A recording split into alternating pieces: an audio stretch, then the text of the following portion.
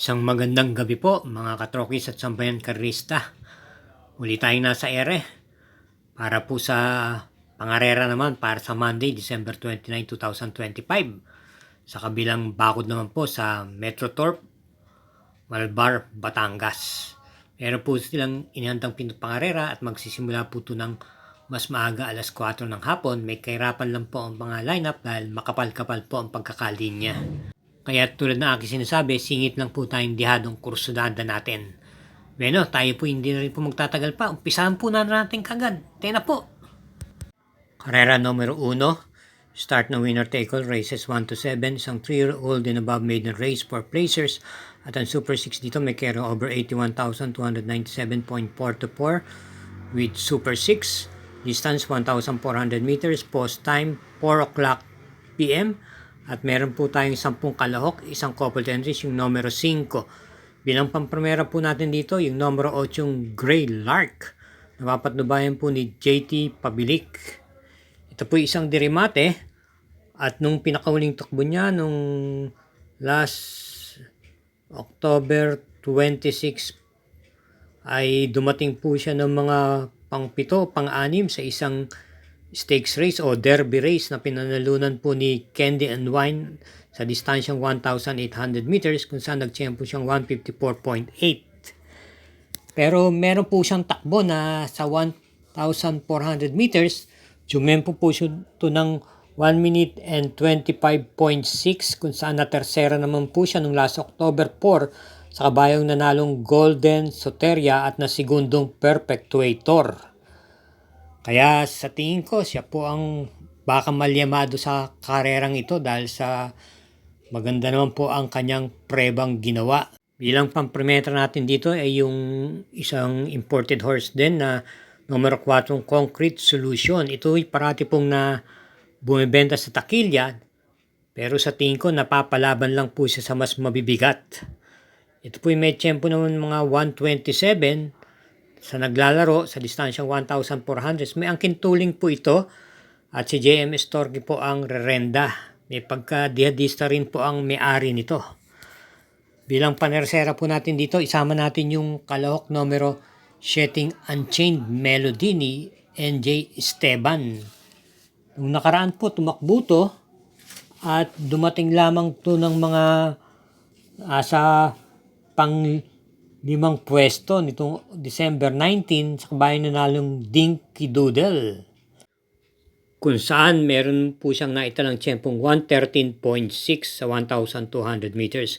Kaya muli para rito sa karera numero 1, pamprimera yung kalahok numero 8 Gray Lark, panigundoy numero 4 Concrete Solution at panersera yung numero 7 Unchained Melody.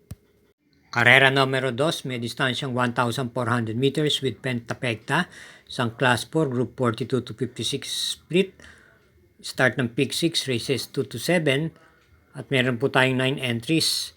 Bilang pampremera po natin dito, yung numero 5 River Rose. Ito po ipapatubayan ni PM Cabalejo at ito po ay isang derimate.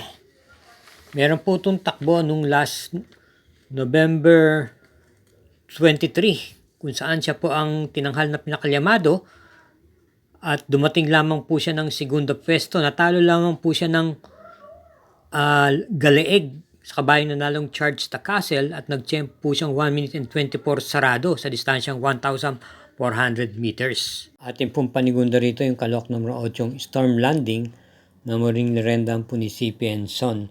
Maganda rin naman po ang kanyang ikinilos noong last November 23 kung saan nanalo po ay si Charge the Castle at nasegundo lamang yung River Rose. Si Storm Landing po ay may tiyempong 1 minute and 24.2 sa distansyang 1,400 meters.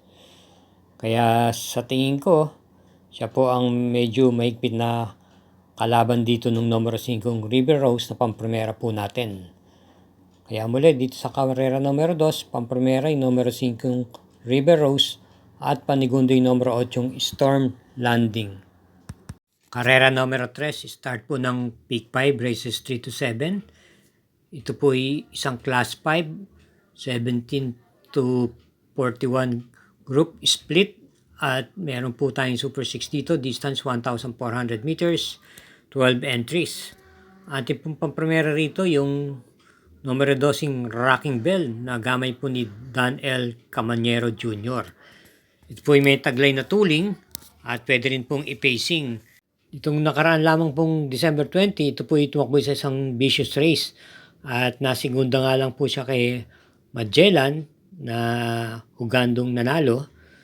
Pero may buti po itong kabayang to dahil kung ating babalikan yung mga preba niya nung hanggang buwan ng Setyembre, ang kinakana po nitong mga grupo ay yung mabibigat tulad ni Tapsar, Catch in the Cradle, Right or Wrong, at Sea Rice. Kaya masa condition lang po to. Palagay ko magbibigay po ng magandang laban to.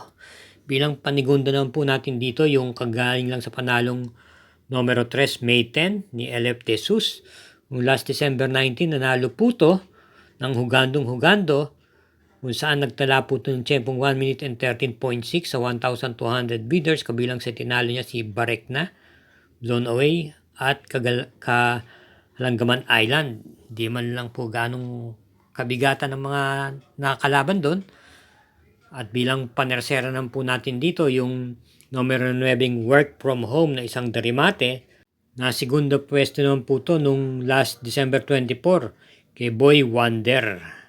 At rerendam po muli siya ni J.A. Guse, natalo lamang po siya doon ng nguso. Kaya muli para sa karera numero 3 pampremera numero 12 Rocking Bell, panigundoy numero 3 May 10 at panersera numero 9 Work From Home.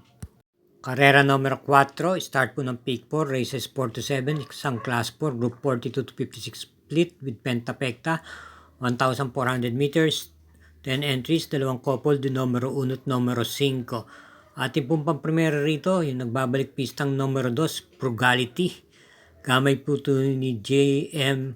El Ciego. Ito po ay pwede pong i-bandera to sa harapan at pwede naman pong iparimate. Tumakbo po ito nung last September 19 pa po, kung saan nanalo po ito ng hugandong-hugando bilang sa mga tinalo Isabel, Sir Aladdin, Queen Gabi. At nag-champ po siyang mabilis na 1 minute and 23.6 sa 1,400 meters. At bilang panigunda naman po natin dito ay numero 9 This Old Heart of Mine ni R.C. Simasio. Last December 19, tumakbo po ito na kwarto pwesto lamang po siya sa kabayang nanalong Calculus at nasigundang Johnny Danny at na terserang Storm Landing. Pwedeng i-pacing po itong kabayang to at pwede rin lang pong isabay sa unahan to kung may pagkakataon. At bilang panersera po natin dito yung debanderang numero 10 King Alexander na nung nakaraan lang ay nagbalik pista. Ito po ay lehitimong banderihista. At nung bagong salta pa lang to ay nakakarap niya na po si Frugality noon. Ito'y dumating lamang po ng kwarto pwesto nung last December 21 kay Trump Peter at nag-champ po siyang 126.8 sa 1,400 meters na sa tingin ko nagsisilbing batak lang po yun para sa kanya. Mabatak lang po ito, balik po sa dating normal na kondisyon niya at mahihirapan sila rito. Kaya para rito sa karera numero 4, pampremera numero 2, Frugality, panigunday numero 9, This Old Heart of Mine at panerseray numero 10, King Alexander. Kumusta po? Mga samang kanalista, nandiyan pa po ba tayo? Bilang pagsuporta sa Mangkelos TV, huwag po tayo makakaligtan na mag-subscribe, pag-share na rin po at hit po natin yung like at notification bell button. Salamat po.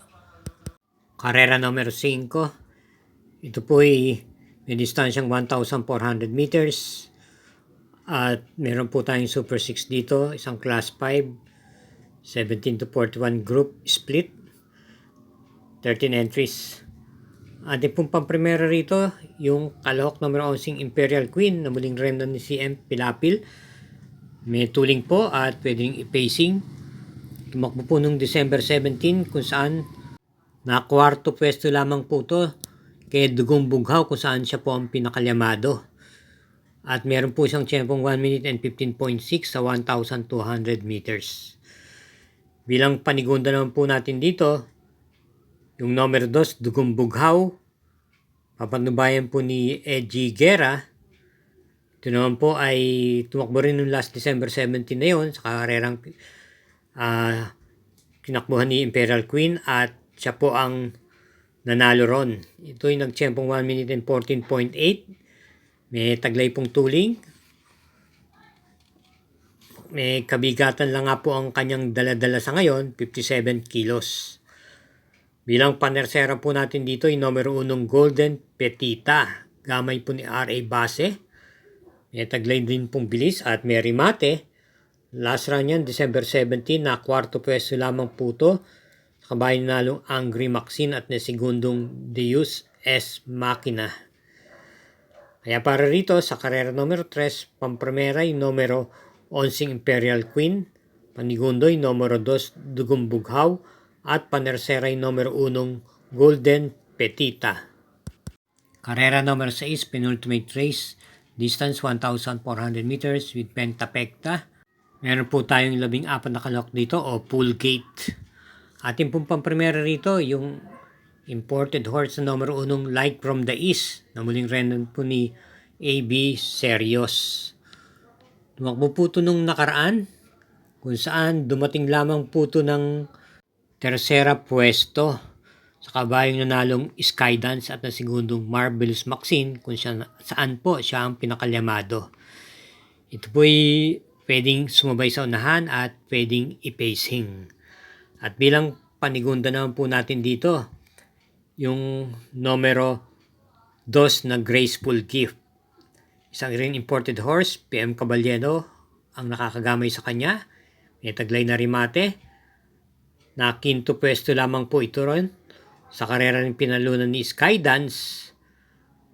At meron po siyang 127 sa 1,400 meters. At bilang panersera po natin dito, yung galing sa panalong numero 3, Jubel's Glory na isang imported horse. RC Simasio po ang rerenda. Same rider pa rin po nung last December 17. Maganda po ang kanyang pagkakapanalo. Banderan tapos, hugando. At nagtiyempo siyang mabilis na 1 minute and 11.8 sa 1,200 meters. Kabilang sa mga tinalo si Tough Feelin, May Diamond at Bukawe Rivertown. Kaya para rito sa karera numero 6, pampremera yung numero 1 Light from the East, panigundo yung numero 2 Graceful Gift, at panersera yung numero 3 Jobel's Glory.